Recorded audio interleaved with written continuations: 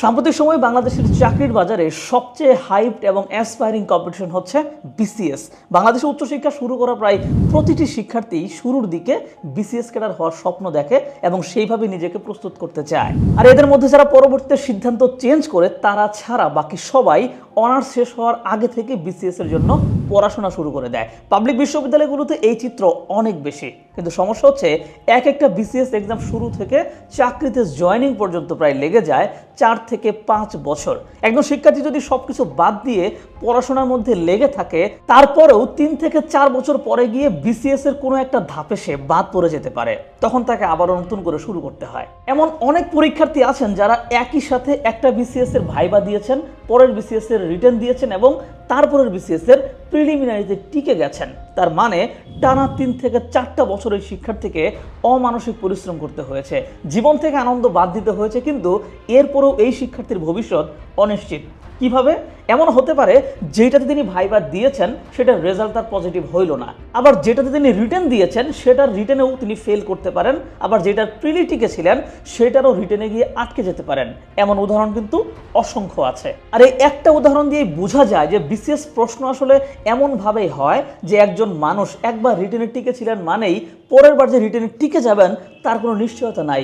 2বার প্রিলি pass করেছেন মানেই পরের প্রিলিও যে পাশ করে ফেলবেন সেটারও কোনো নিশ্চয়তা নাই। এই জন্য একজন শিক্ষার্থীকে টানা 4 থেকে 5 বছর পড়াশোনার মধ্যে থাকতে হয়, প্রতিটি পরীক্ষা খুব সিরিয়াস হয়ে দিতে হয়, বিসিএস এর প্রতিটি ধাপে সমান সিরিয়াসনেস এবং প্রস্তুতি থাকতে হয়। কোনোভাবে যদি মাঝখানের একটা ধাপে কোনো কারণে খারাপ কিছু ঘটে যায়, তবে আগের সময়ের করা সব পরিশ্রম বৃথা, আবার নতুন করে শুরু করতে হয়। এই জন্যই যারা একাধিক চাকরির পরীক্ষায় একটানা অনেক দিন টিকে যায়, তারা যে কি পরিমাণ পড়াশোনা করে সেইটা আসলে সরাসরি না দেখলে বুঝতেই পারবেন না।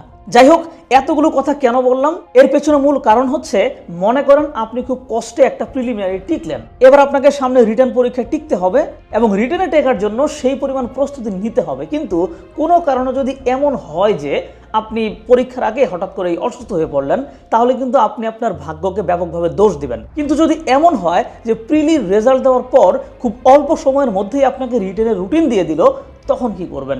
না পারবেন প্রস্তুতি গুছাতে, না পারবেন সিরিয়াস হয়ে পরীক্ষা দিতে।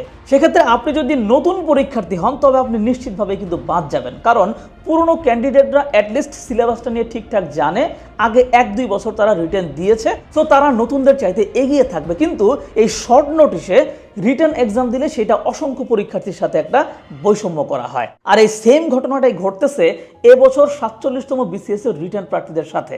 47তম বিসিএস এর প্রিলিমিনারি এক্সাম হয়েছে সেপ্টেম্বরের 19 তারিখ, আর উত্তীর্ণদের রিটেন এক্সামের ডেট দেওয়া হয়েছে নভেম্বরের 27 তারিখ। মানে মাত্র 2 মাসের মতো সময় পাচ্ছে এই ব্যাচ। সেখানেও আবার রুটিন প্রকাশিত হওয়ার পর হয়তো সেটা 1 মাস সময় পাবে তারা, যেই সময়টুকুতে কোনোভাবে নতুন পরীক্ষার্থীরা প্রস্তুতি গুছাতে পারবে না। হ্যাঁ, বিসিএস খুব লম্বা প্রসেস, এইটা নিয়ে অনেকেই সমালোচনা করেন। একটা বিসিএস কেন 4 থেকে 5 বছর পর্যন্ত ঝুলে থাকবে সেটা নিয়েও কথা হয়। এখন সেই অবস্থা থেকে বেরিয়ে আসার জন্য কি হুট করেই একটা ব্যাচের উপর এইভাবে এক্সাম চাপিয়ে দেওয়া কি ঠিক? খেয়াল করে দেখেন, কোভিডের আক্রমণের ফলে কিন্তু আমাদের একাডেমিক শিক্ষা 1 বছরেরও বেশি সময় পিছিয়ে গিয়েছিল। সেইটা প্রতি বছর 2-3 মাস করে কমিয়ে আনতে আনতে এখন আমরা প্রায় আগের অবস্থায় চলে আসছি। এরকমভাবে বিসিএস এর জার্নিটা গ্র্যাজুয়ালি কমিয়ে আনার প্ল্যান করা দরকার ছিল, তাতে কেউ অখুশি হইতো না।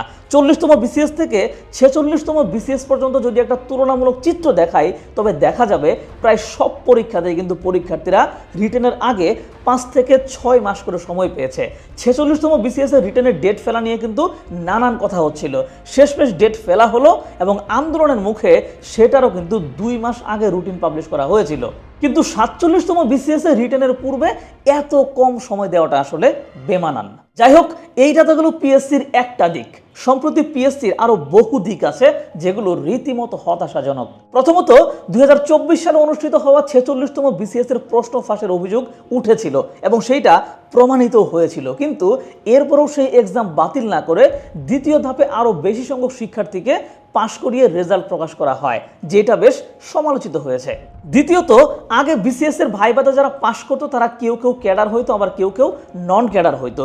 ক্যাডাররা তাদের পোস্টে জয়েন করতো, আর নন ক্যাডারদের জন্য অনেকগুলো চাকরির সুযোগ থাকতো।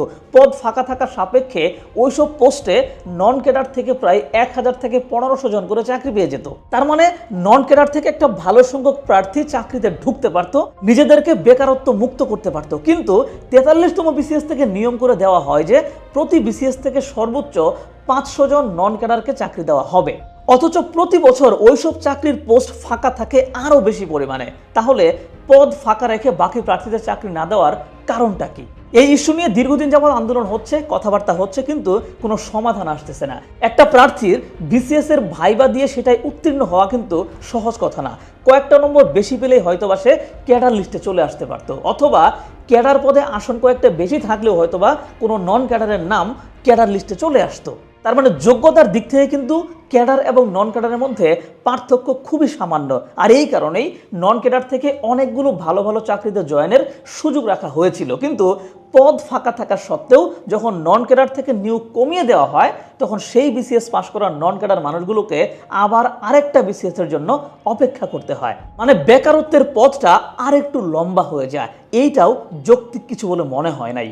আবার এদিকে কিছুদিন আগে একটা বিসিএস এর রেজাল্ট দিল, সম্ভবত 44তম বিসিএস এর রেজাল্ট, যেটাতে খেয়াল করে দেখলাম ব্যাপক পরিমাণ প্রার্থীকে সেম ক্যাডারেই রিপিট সুপারিশ করা হয়েছে। মানে আগের বিসিএসও সে পুলিশ ক্যাডার এবং এই বিসিএসও পুলিশ ক্যাডার, আগের বিসিএসও শিক্ষা ক্যাডার, এই বিসিএসও শিক্ষা ক্যাডার। স্বাভাবিকভাবেই আগের বার যে পুলিশ ক্যাডার হয়ে এখন চাকরিতে যোগ দিয়ে ফেলেছে সেই ব্যক্তি নিশ্চয় পরের বারের পুলিশ ক্যাডারে জয়েন করবে না। তাহলে জয়েন না করলে কি হবে? ওই পোস্টটা খালি পড়ে থাকবে আরও 1 বছর। এমন কি করা যেত না যে যেই ব্যক্তি একবার শিক্ষা ক্যাডার হয়েছেন এবারও যদি তিনি সেইমভাবেই কোয়ালিফাই করেন তবে তাকে নন ক্যাডার দিয়ে দিতে, এবং নতুন যে প্রার্থীরা ভাইবা পাশ করলো তাকে নন ক্যাডার না দিয়ে শিক্ষা ক্যাডারে সুপারিশ করতে? এইটা মেধাক্রমের সিরিয়াল ম্যানেজ করতে চাইলে অবশ্যই করা যায়, এবং এটা করতে পারলে চাকরির কোনো পদে আসন ফাঁকা যাবে না এবং নতুন নতুন প্রার্থীরা চাকরিতে ঢুকতে পারবে। কিন্তু এইভাবে চিন্তা না করে একজন ব্যক্তিকে পরপর 2 বার একই ক্যাডারের সুপারিশ করে দেওয়া হয়েছে। 44তম বিসিএসে প্রায় 1700 জন সুপারিশপ্রাপ্ত ক্যাডারের মধ্যে 800 জনই এমন মানুষ যারা আগের বার এই সেম ক্যাডারের সুপারিশপ্রাপ্ত হয়ে চাকরি করতেছেন, যেটা সম্পূর্ণভাবে প্রশাসনে এই 800 পদ ফাঁকা রাখার একটা কৌশল, এবং যেটা নিয়ে এখন রাজনীতিবিদরাও কিন্তু আলাদাভাবে কিছু খেলার সুযোগ পাচ্ছে। তো এই সংকট সমাধানেও কথাবার্তা চলছে, আন্দোলন হচ্ছে। এখনো এই বিসিএস থেকে মানুষজন চাকরিতে জয়েনই করতে পারেনি, মানে ঝুলে আছে এই 44তম বিসিএস। কিন্তু 44তম বিসিএস ঝুলে থাকলেও ওদিকে 45তম বিসিএস এর চূড়ান্ত ফলাফলের জন্য কিন্তু প্রস্তুতি নিচ্ছে পিএসসি। আগামী ডিসেম্বরেই ফলাফল ঘোষণা করা হবে, মানে একটার সমাধান না করেই আরেকটার ফলাফল। আবার এই যে এক একটা বিসিএস হয়, মানুষ পাশ করে ক্যাডার হয়, আবার কেউ কেউ বাদ পড়ে যায়, পুরো ব্যাপারটা কিন্তু আনপ্রেডিক্টেবল বিষয়ে পরিণত হয়েছে। অনেকেই পরীক্ষা দিয়ে বলে যে খুব ভালো পরীক্ষা হয়েছে, কিন্তু রেজাল্টে দেখা যায় তার নামই আসে নাই। আবার অনেকেই বলে যে মোটামুটি পরীক্ষা হয়েছে, বাট রেজাল্টে দেখা যায় সে খুব ভালো করে ফেলছে। এই যে একটা অন্ধকার মাঠে খেলা, এইটাকে আলোতে নিয়ে আসার দাবি করা হচ্ছে অনেক দিন যাবৎ। মানে পিএসসির কাছে দাবি হচ্ছে বিসিএস এর প্রতিটি পর্বের নম্বর প্রার্থীদেরকে দেখাতে হবে, কে কত নম্বর পেয়ে ক্যাডার হইল বা নন ক্যাডার পেল, এই ব্যাপারটাও হচ্ছে খোলাসা করতে হবে। কারণ এইটা খোলাসা করা নাই বলে ভেতরে ভেতরে অন্য কোনো খেলা চলে কিনা তার নিশ্চয়তা কি? যেহেতু পিএসসি সদস্য নিয়োগে সরকারি রাজনৈতিক দলের হাত থাকে, তাই রাজনৈতিক দল মনোনীত মানুষজনকে পিএসসি পাশ করায় কিনা সেইটাও তো জানার সুযোগ নাই। তাই স্বচ্ছতা নিশ্চিতে এইটা করাও জরুরি। তার মানে বুঝতেই পারতেছেন যে সাম্প্রতিক সময়ে পিএসসি যা করছে তার প্রতিটি পদক্ষেপই কিন্তু সমালোচিত হচ্ছে। এখন এই যে হুট করে মনে হচ্ছে যে পিএসসি তাড়াহুড়ো করতেছে, এইটার পেছনে কারণ হচ্ছে পিএসসি নিজে চেষ্টা করতেছে যাতে করে বিসিএস জার্নির পুরো সময়টা কমিয়ে আনা যায়, যাতে 1 বছরের মধ্যেই এক একটা বিসিএস এর প্রিলি, রিটেন এবং ভাইবা শেষ হয়ে যায়। এমনটা করতে পারলে অনেক ভোগান্তি কিন্তু কমে যায়। কিন্তু ঝামেলা হচ্ছে দীর্ঘদিনের সংস্কৃতিতে যে একটা লেন্দি প্রসেস দাঁড়িয়ে গেছে, হুট করেই তো এটা কম সময়ে আনা যায় না, এটা ধীরে ধীরে করতে হবে। ধীরে ধীরে করতে গিয়ে কয়েকটা ব্যাচ একটু কম সময় পেতে পারে, কিন্তু 47তম বিসিএস এর মতো এত কম সময় হুট করে দেওয়াটা গ্রহণযোগ্য না। আবার ক্যাডার লিস্ট প্রকাশের সময় রিপিট ক্যাডার ইস্যুটাও খুব ভালোভাবে নজরদারিতে আনা জরুরি। তবে যাই হোক, লাস্টে কয়েকটা প্রশ্ন করি। মনে করেন জানুয়ারি মাসের প্রথম সপ্তাহে একটা বিসিএস এর প্রিলিমিনারি হলো এবং জানুয়ারির মাঝামাঝিতে সেটার রেজাল্ট দিল। রেজাল্টের 15 দিনের মধ্যে যদি রিটেনের ডেট এবং রুটিন প্রকাশ করা হয়, তাহলে আমরা ধরে নিতে পারি যে জানুয়ারির শেষ দিকে রুটিন চলে আসবে। বিসিএস রিটেনের জন্য যেই সিলেবাস তা কাভার করে প্রস্তুতি নিতে গেলে কিন্তু মোটামুটি 6 মাস সময় লেগে যায় একজন নতুন শিক্ষার্থীর জন্য। আর এই নতুনদের সাথে যদি বৈষম্য না করা হয়, তবে অবশ্যই 6 মাস পরে আগস্ট মাসে রিটেনের আয়োজন করতে হবে। যদি 1 মাস রিটেনের এক্সাম নেওয়া হয়, তবে আগস্টের শেষেই এক্সাম নেওয়া হবে। এরপর খাতা দেখার পালা। প্রতি বছর গড়ে 15 থেকে 20 হাজার মানুষ রিটেন এক্সাম দেয়। এতগুলো খাতা দেখে শেষ করে রেজাল্ট তৈরি করা কি পরের 4 মাসে করা সম্ভব? কোনোভাবে সম্ভব না। সব কিছু শেষ করে রেজাল্ট দিতে পিএসসির সর্বনিম্ন 6 মাস সময় লেগে যাবে। মানে রেজাল্ট আসবে ফেব্রুয়ারি বা মার্চ মাসে। এরপর প্রার্থীদের ভাইবা শুরু হবে। 2 মাস ব্যাপী ভাইবা চলবে, তারপরে ভেরিফাই চলবে আরও কয়েক মাস। মানে সম্ভাব্য সবচেয়ে কম সময়ে বিসিএস জার্নি যদি শেষ করতে চায়, তারপরেও কিন্তু 1.5 বছরের বেশি সময় লাগে, মানে প্রায় 2 বছর সময় লাগে। সুতরাং 1 বছরের মধ্যে সব শেষ করে ফেলবো, এইটা আসলে অযৌক্তিক কথা। 1 বছরের মধ্যে এই জার্নি শেষ করা পসিবল না। তাই পিএসসিকে একটা ফিজিবল টাইমলাইনের দিকে আগানো উচিত। যাই হোক, দেশে সরকারি চাকরির ব্যাপক ক্রেজ, আর এই ক্রেজটা কিন্তু পিএসসির এই লেন্দি প্রসেসের সাথে মিলে অনেক শিক্ষার্থীর বেকার জীবনটাকে কিন্তু লম্বা করতেছে। এ থেকে মুক্তি দরকার, পিএসসির সুন্দর একটা সংস্কারও দরকার।